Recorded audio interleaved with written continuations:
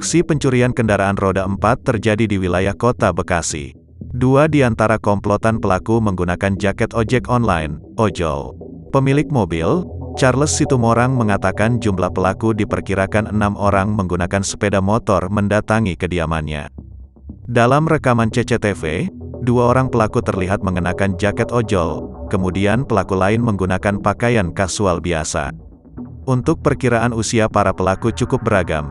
Charles memperkirakan, mereka berumur antara 35 sampai 50 tahun.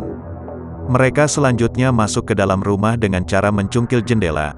Satu orang pelaku kemudian masuk mencari kunci kontak mobil.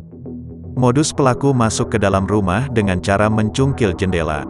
Mereka lalu mengambil kunci kontak yang berada di meja ruang utama.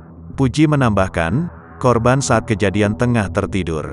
Dia baru sadar ketika kendaraan sudah berhasil dibawa kabur dan berusaha mengejar lalu diancam.